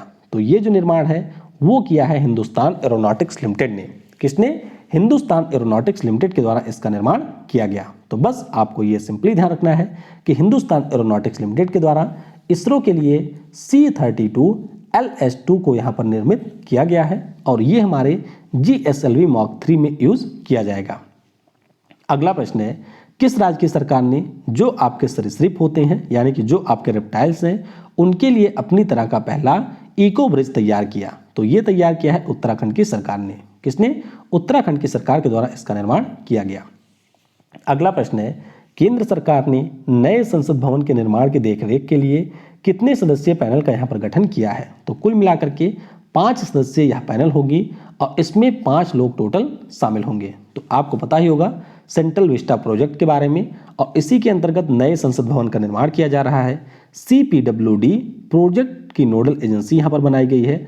टाटा प्रोजेक्ट्स के द्वारा इसका निर्माण किया जाएगा, और SCP प्रोजेक्ट इसकी डिजाइन सलाहकार होगी। तो ये सारे पॉइंट आप यहाँ पर ध्यान रखेंगे।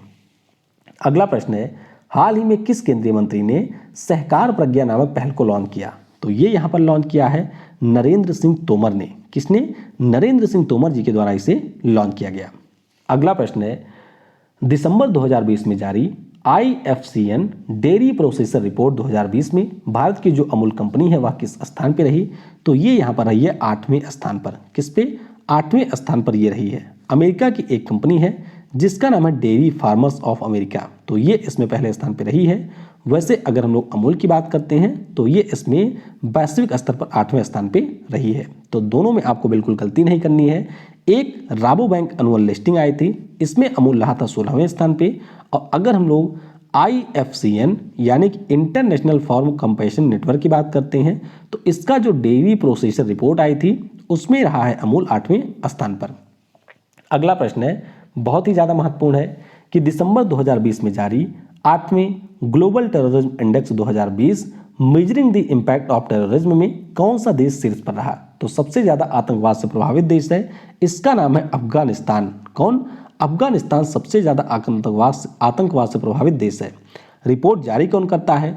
तो institute of economics and peace के द्वारा ये रिपोर्ट जारी की जाती है और यहाँ पर अफगानिस्तान रहा है पहले स्थान पर। अपने देश भारत की बात करें तो हम लोग रहे हैं 8वें स्थान पर। राज्यों की बात करें तो हमारे यहाँ पर जो जम्मू कश्मीर राज्य है वह आतंकवाद से सबसे ज़्यादा प्रभावित राज्य रहा है। तो institute of economics and peace की बात करें तो इसका मुख्यालय आपको मिल जाएगा सिडनी में। अगला प्रश्न है, भारत में बाफ्टा ब्रेक थ्रू पहल के लिए किसे ब्रांड एम्बेसडर चुना गया? तो ये चुना गया है AR रहमान को। किसे? AR रहमान को यहाँ पर चुना गया है। अगला प्रश्न है, जियांट मिट्रेवेव रेडियो टेलीस्कोप ऑब्जर्वेटरी इनमें से किस शहर में स्थित है? तो इसकी अगर हम लोग बात करते हैं तो ये आपको मिल जाएगी पुणे में। कहाँ पर?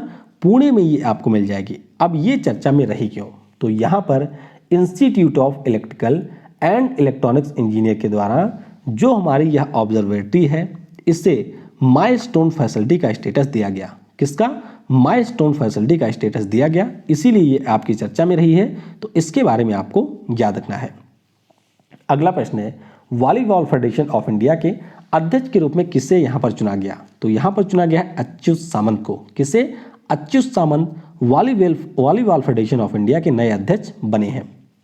बिशु उत्सव किस राज्य के लोगों का प्रसिद्ध त्यौहार है? तो सिंपली आप ध्यान रखेंगे कि जो हमारे मलयालम समुदाय के लोग होते हैं यानी कि केरल के जो लोग हैं उनका ये एक प्रसिद्ध त्यौहार होता है। और आपसे पूछा जा सकता है कि मलयालम समुदाय लोगों का नया वर्ष कौन सा होता है? तो ये आपका यही विश्व उत्सव होता है।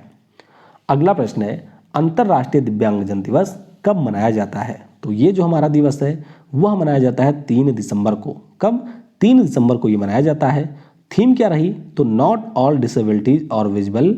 ये पिछले साल के अंतर्राष्ट्रीय दिव्यांगजन का विषय रहा था।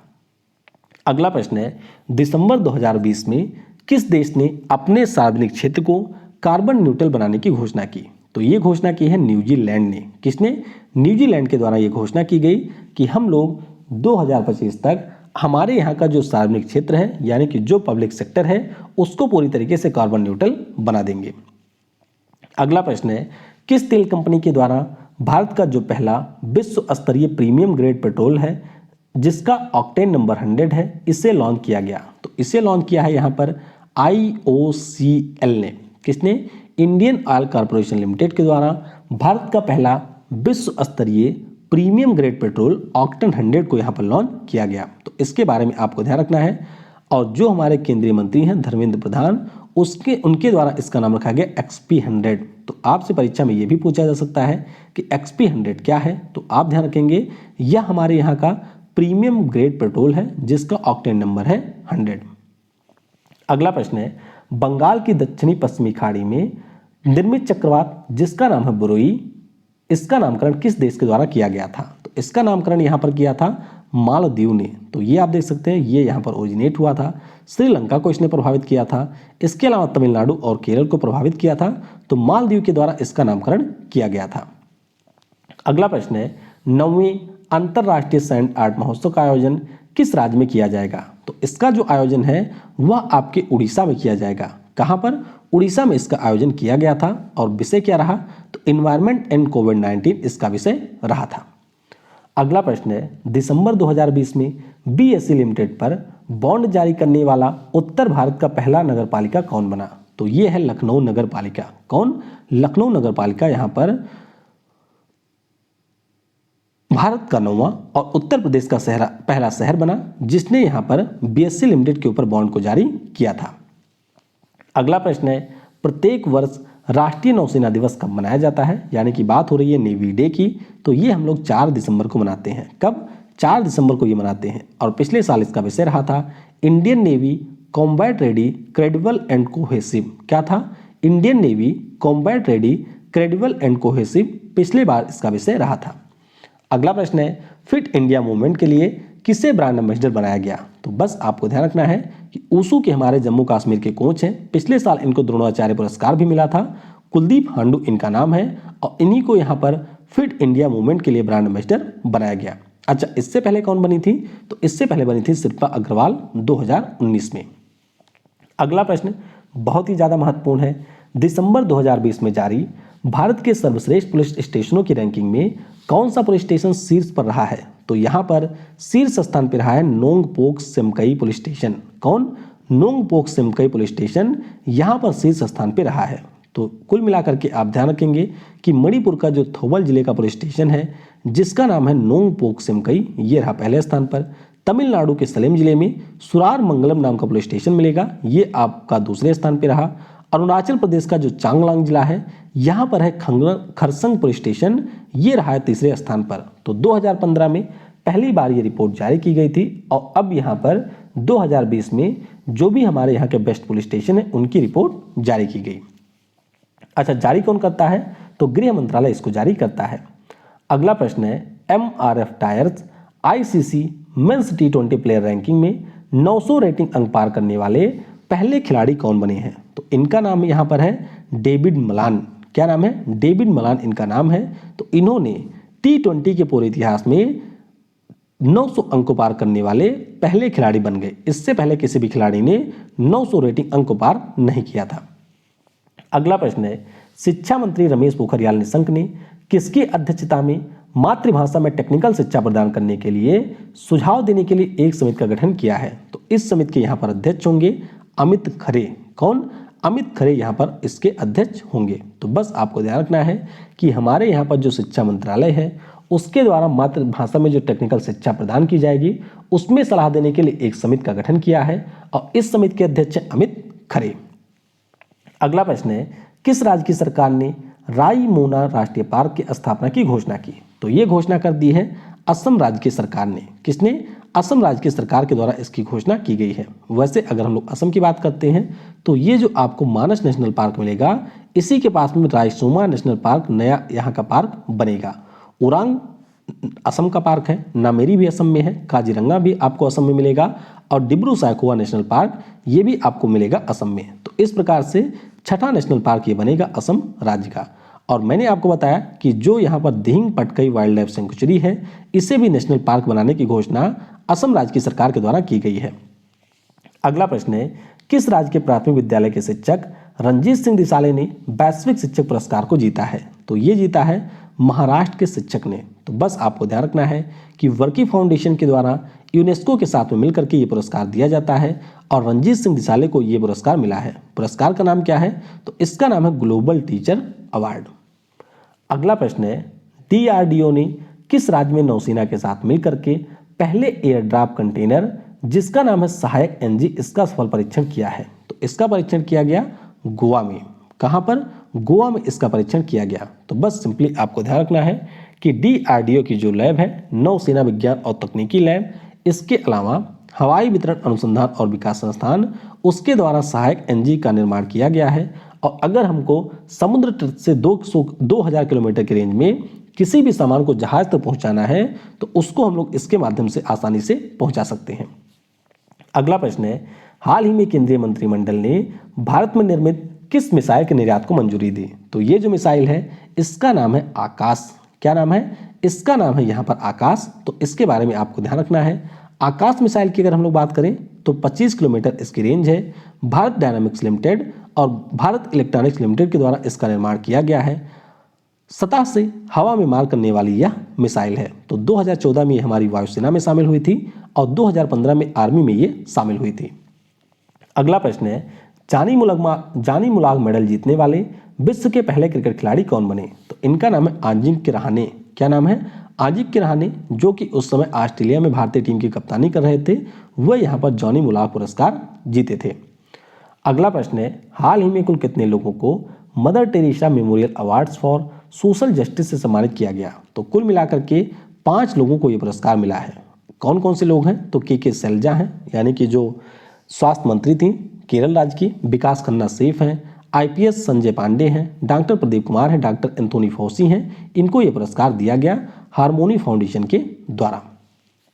अगला प्रश्न है राष्ट्रपति रामनाथ कोविंद के द्वारा छठे राष्ट्रीय डिजिटल अवार्ड 2020 का वितरण किया गया। तो पहली बार ये अवार्ड कब दिया गया था? तो पहली बार ये अवार्ड दिया गया था 2010 में। कब? 2010 में ये पुरस्कार दिया गया था और प्रत्येक 2 सालों के अंतराल पे इस पुरस्कार का वितरण किया जाता है। और नेशनल इंफॉर्मेटिक्स सेंटर के द्वारा यहाँ पर पुरस्कार समारोह का आयोजन किया गया। तो ये आप देख सकते हैं कि किस श्रेणी में किसको कौन सा अवार्ड मिला है। अगला प्रश्न है, हाल ही में किस आईआईटी संस्थान में भारत के पहले टेस्टेड तिहान सिस्टम को लॉन्च किया गया? तो इसे लॉन्च किया गया है आईआईटी हैदराबाद में। कहाँ पर? आईआईटी हैदराबाद में। हमारे जो शिक्षा मंत्री हैं जिनका नाम है रमेश पोखरियाल निशंक, उनके द्वारा इसे लॉन्च किया गया। अगला प्रश्न है, वर्ष 2020 के प्रतिष्ठित इंजीनियर पुरस्कार यानी कि एमिनेंट इंजीनियर अवार्ड से किसे सम्मानित किया गया? तो ये मिला है विनोद कुमार पांडे को। तो हमारे रेलवे बोर्ड के पहले सीईओ हैं विनोद कुमार पांडे और इनको यहाँ पर एमिनेंट इंजीनियर पुरस्कार दिया गया। अच्छा, राष्ट्रीय इंजीनियर दिवस कब होता है? तो ये मनाया जाता है 15 सितंबर को। अगला प्रश्न है, 1 जनवरी 2021 से जीएसटी नियमों में संशोधन के बाद में कितने रुपए से अधिक अगर मासिक टर्नओवर है किसी कंपनी का तो उसे 1% जीएसटी कैश के रूप में जमा करना होगा। तो ये किया गया है उन कंपनियों के लिए जिनका वार्षिक टर्नओवर 50 लाख से अधिक है। यानी कि अगर किसी कंपनी का टर्नओवर 50 लाख से अधिक है और वह पार्टिकुलर कंपनी यहाँ पर जीआईसी को फाइल करती है तो कम से कम जो 1% जीएसटी है वह उनको कैश के माध्यम से जमा करना होगा। और जीएसटी के बारे में मैंने आपको बताया ही था कि 101वें संविधान संशोधन 2016 के द्वारा 1 जुलाई 2017 को इसे लागू किया गया था। अगला प्रश्न है, इनमें से किस कंपनी के द्वारा आईसीजी यानी कि इंडियन कोस्ट गार्ड के लिए 5 अपतटीय गश्ती पोर्ट का निर्माण किया गया? तो ये निर्माण किया गया है गोवा शिपयार्ड लिमिटेड के द्वारा। किसके द्वारा? गोवा शिपयार्ड लिमिटेड के द्वारा।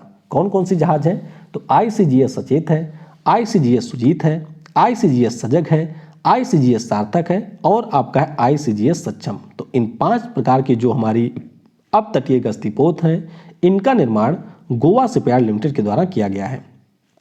अगला प्रश्न है, हाल ही में किस देश ने 5 आइज अलायंस में शामिल होने की घोषणा की? तो ये घोषणा की है जापान ने। किसने? जापान के द्वारा यहाँ पर शामिल होने की घोषणा की गई। और आपको ध्यान रखना है कि इसमें 5 देश पहले से शामिल हैं। कौन कौन सा है? यूके, यूएसए, कनाडा, ऑस्ट्रेलिया और न्यूजीलैंड, ये पहले से 5 आइज में शामिल है। अगला प्रश्न है, हाल ही में रेलवे बोर्ड के नए अध्यक्ष और सीईओ के रूप में किसे नियुक्त किया गया? तो सुनीत शर्मा यहाँ पर रेलवे बोर्ड के नए अध्यक्ष और सीईओ बने हैं, ये आपको ध्यान रखना है। और बीके यादव का इन्होंने स्थान लिया है। अगला प्रश्न है, भारत और किस अन्य देश के बीच स्काई रोज वार गेम्स अभ्यास का आयोजन किया गया? तो इसका आयोजन हुआ भारत और फ्रांस के बीच में। किसके बीच में?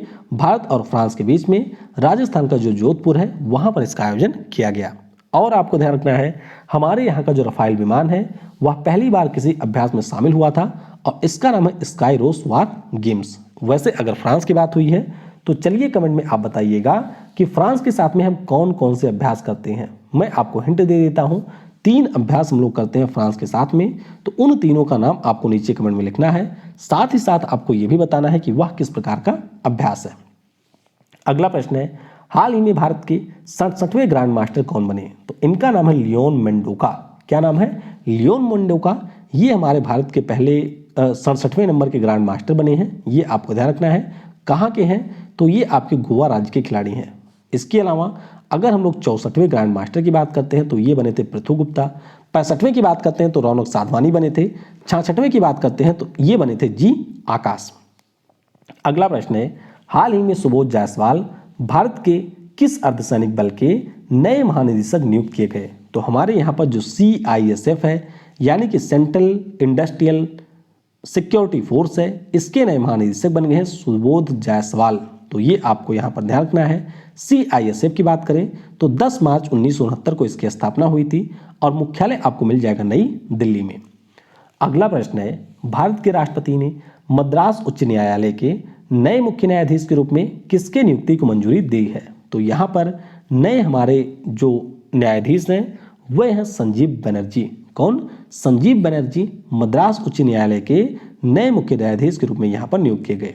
इसके अलावा श्रीनगर हाईकोर्ट के नए मुख्य न्यायाधीश बने पंकज मित्तल, गुवाहाटी के बने सुधांशु धूलिया, कटक हाईकोर्ट के बने हैं डॉक्टर S मुरलीधर यानी कि जो असम उड़ीसा वाला है, और हैदराबाद की बात करें तो हिमा कोहली यहाँ की नई चीफ जस्टिस बनी है। तो ये आपको याद रखना है। ग्लोबल सॉकर अवार्ड के तहत किस खिलाड़ी को प्लेयर ऑफ द ईयर के पुरस्कार से सम्मानित किया गया? तो ये जो पुरस्कार है वह मिला है रॉबर्ट लेवांडोस्की को। किसे? रॉबर्ट लेवांडोस्की को ये पुरस्कार मिला है। तो इनके बारे में आपको याद रखना है। इसके अलावा अगर हम लोग बात करते हैं जुवेंटस फुटबॉल क्लब और पुर्तगाल के खिलाड़ी रोनाल्डो की, तो इनको प्लेयर ऑफ द सेंचुरी का पुरस्कार मिला है। तो ये आपको ध्यान रखना है, बायर्न म्यूनिख जो फुटबॉल क्लब है इसको क्लब ऑफ द ईयर का पुरस्कार मिला है। अगला प्रश्न है, किस देश के फार्मूला 1 खिलाड़ी लुइस हैमिल्टन को नाइटहुड की उपाधि से सम्मानित किया गया? तो ये किया गया है यूनाइटेड किंगडम के, किसके? यूनाइटेड किंगडम के खिलाड़ी हैं, फार्मूला 1 रेसर है लुइस हैमिल्टन, और इनको नाइटहुड की उपाधि दी गई। ध्यान रखिएगा, जब यहाँ पर किसी को नाइटहुड की उपाधि मिलती है तो उसके नेम के आगे सर शब्द जोड़ दिया जाता है। तो यहाँ पर यूके के द्वारा भी ये उपाधि दी जाती है। अगला प्रश्न है, दिसंबर 2020 में जारी रिपोर्ट के अनुसार किस वर्ष तक चीन विश्व की सबसे बड़ी अर्थव्यवस्था बन जाएगा? तो ये रिपोर्ट बताई गई है और इसके अनुसार 2028 तक अमेरिका को पीछे छोड़ करके चीन दुनिया की सबसे बड़ी अर्थव्यवस्था बन जाएगा। तो centre for economics and business research के द्वारा रिपोर्ट जारी की गई। रिपोर्ट में यह भी बताया गया कि 2025 तक हम लोग यूके को पीछे छोड़ देंगे और 2030 तक जापान और जर्मनी को पीछे छोड़ करके चीन और अमेरिका के बाद में हम लोग दुनिया की तीसरी सबसे बड़ी अर्थव्यवस्था बन जाएंगे। अगला प्रश्न है, जनवरी 2021 में भारतीय नौसेना ने किस रक्षा कंपनी के साथ 20 लेजर डैजलर गन्स की खरीद के लिए एक समझौता किया है? तो ये समझौता हमने किया है भारत इलेक्ट्रॉनिक्स लिमिटेड के साथ में। किसके साथ में? भारत इलेक्ट्रॉनिक्स लिमिटेड के साथ में ये समझौता किया है और DRDO के द्वारा इसको विकसित किया गया। भारत इलेक्ट्रॉनिक्स लिमिटेड के द्वारा इसका निर्माण किया गया है। अगला प्रश्न है, जनवरी 2021 में PM नरेंद्र मोदी ने कितने राज्यों में लाइट हाउस प्रोजेक्ट की आधारशिला रखी? तो कुल मिलाकर के 6 राज्यों में यहाँ पर लाइट हाउस प्रोजेक्ट की आधारशिला PM नरेंद्र मोदी के द्वारा रखी गई है। अब कौन कौन से ये शहर हैं? तो मध्य प्रदेश का इंदौर हो गया, गुजरात का आपका राजकोट हो गया, तमिलनाडु का है चेन्नई, झारखंड का है रांची, त्रिपुरा का है अगरतला, यूपी का है लखनऊ, जहां पर इस लाइट हाउस प्रोजेक्ट की आधारशिला PM नरेंद्र मोदी के द्वारा रखी गई। अगला प्रश्न है, IUCN के एशिया प्रोटेक्टेड एरियाज पार्टनरशिप का सह अध्यक्ष देश कौन होगा? तो सह अध्यक्ष देश होगा हमारा देश भारत। कौन? सह अध्यक्ष देश यहाँ पर बना है हमारा देश भारत। तो आपको याद रखना है कि अभी तक दक्षिण कोरिया यहाँ पर इसका सह अध्यक्ष था। अब IUCN एशिया के साथ हमारा देश भारत अगले 3 वर्षों के लिए इसका अध्यक्ष बना है। और IUCN की बात करें तो इसका मुख्यालय आपको स्विट्जरलैंड के ग्लैंड में मिलेगा और शिनजेंग जांग यहाँ पर इसके वर्तमान में अध्यक्ष हैं। अगला प्रश्न है, भारत के राष्ट्रपति ने सिक्किम उच्च न्यायालय के नए मुख्य न्यायाधीश के रूप में किसके नियुक्ति को यहाँ पर मंजूरी दी? तो JK माहेश्वरी सिक्किम हाईकोर्ट के नए मुख्य न्यायाधीश बन गए हैं। इसके अलावा आप ध्यान रखेंगे कि जो गंगटोक हाईकोर्ट है यानी कि जो सिक्किम वाला है वो उसके JK माहेश्वरी बने हैं। मध्य प्रदेश की बात करें तो मोहम्मद रफीक बन गए, गुवाहाटी की बात करें तो सुधांशु धुलिया बने, कटक की बात करें तो डॉक्टर S मुरलीधर बने, हैदराबाद हाईकोर्ट की बात करें तो इसकी बनी है हिमा कोहली। फिर अगला प्रश्न है कि जो उत्तराखंड हाईकोर्ट है इसके नए मुख्य न्यायाधीश कौन बने? तो इसके बन गए हैं राघवेंद्र सिंह चौहान। कौन? राघवेंद्र सिंह चौहान उत्तराखंड हाईकोर्ट के नए मुख्य न्यायाधीश बने हैं। अगला प्रश्न है, जनवरी 2021 में किस देश ने अपने राष्ट्रगान में बदलाव करने का निर्णय किया? तो ये निर्णय किया है ऑस्ट्रेलिया ने। किसने? ऑस्ट्रेलिया ने ये निर्णय किया। तो इनका जो राष्ट्रगान है इसका नाम है एडवांस ऑस्ट्रेलिया फेयर। 1878 में इसको लिखा गया था पीटर डोट्स मैकार्मिक के द्वारा। 1984 में इसे राष्ट्रगान का दर्जा दिया गया था। तो राष्ट्रगान की जो दूसरी लाइन थी जिसका नाम था for we are one and free, इसमें जो वन शब्द है इसको एंग से रिप्लेस किया गया है नए राष्ट्रगान में। तो ये आपको याद रखना है। अगला प्रश्न है, 1 जनवरी 2021 से सोमा मंडल ने किस महारत्न कंपनी के अध्यक्ष के रूप में पदभार ग्रहण किया? तो ये जो हमारी महारत्न कंपनी है इसका नाम है सेल इंडिया। क्या नाम है? Steel authority of India limited. इसकी नई अध्यक्ष बन गई हैं सोमा मंडल और इस प्रकार से सेल की ये पहली महिला अध्यक्ष भी बनी है। अनिल कुमार चौधरी का इन्होंने स्थान लिया है। और सेल इंडिया की बात करते हैं तो ये हमारे देश की एक महारत्न कंपनी है। अगला प्रश्न है, किस शहर के पिंपरी चिंचवाड़ नगर निगम ने भारत के पहले सोशल इंपैक्ट बॉन्ड के लिए UNDP के साथ में समझौता किया? तो ये समझौता किया है पुणे ने। किसने? पुणे का जो पिंपरी चिंचवाड़ नगर निगम है इसने UNDP के साथ में समझौता किया है। अगला प्रश्न है, इंडियन मेडिकल एसोसिएशन के नए अध्यक्ष कौन बने? तो इसके नए अध्यक्ष बन गए हैं डॉक्टर JA जयलाल। कौन है? Doctor JA Jayalal Indian medical association के नए अध्यक्ष बने हैं। अगला प्रश्न है, जनवरी 2021 में इनमें से किसने 5 ब्रांड पैरामीटर के साथ डिजिटल भुगतान सूचकांक जारी करने की घोषणा की? तो ये घोषणा की है रिजर्व बैंक ऑफ इंडिया ने। किसने? रिजर्व बैंक ऑफ इंडिया ने ये घोषणा की कि हमारे देश में किस प्रकार से डिजिटल पेमेंट होता है या फिर कैशलेस लेन देन होती है, तो उसे हम लोग मापने के लिए डिजिटल पेमेंट इंडेक्स जारी करेंगे और इसे 2018 को बेस ईयर मान के जारी किया जाएगा। तो ये पॉइंट आप ध्यान रखेंगे। पूछा जा सकता है कि बेस ईयर क्या होगा, तो 2018 को यहाँ पर बेस ईयर काउंट किया गया है। अगला प्रश्न है, भारत के किस शहर में विश्व के पहले क्रिप्टो बैंक यूनिकॉस को लॉन्च किया गया? तो इसे लॉन्च किया गया है जयपुर में। कहां पर? राजस्थान की राजधानी है जयपुर, वहां पर यूनिकॉस को लॉन्च किया गया। और आपको ध्यान रखना है कि यूके की है कासा और भारत की है United multi state credit cooperative society, इनका संयुक्त उपक्रम है यूनिकॉस, तो इसे जयपुर में लॉन्च किया गया। अगला प्रश्न है, वर्ष 2020 के लिए किस फुटबॉल खिलाड़ी को गोल्डन फूट अवार्ड से सम्मानित किया गया? तो ये जो पुरस्कार है वह मिला है पोर्टुगल के क्रिस्टियानो रोनाल्डो को। किसे? क्रिस्टियानो रोनाल्डो को ये पुरस्कार मिला है। गोल्डन फूट अवार्ड के बारे में आपको ये ध्यान रखना है कि यहाँ पर अगर किसी खिलाड़ी की आयु 28 वर्ष से अधिक हो जाती है, वह फुटबॉल का खिलाड़ी होता है, तो उसको ये पुरस्कार मिलता है और एक बार ही सिर्फ एक खिलाड़ी को ये पुरस्कार मिलता है। यानी कि जिस खिलाड़ी को गोल्डन फूट अवार्ड मिल गया उसको फिर दोबारा ये अवार्ड कभी नहीं मिलेगा।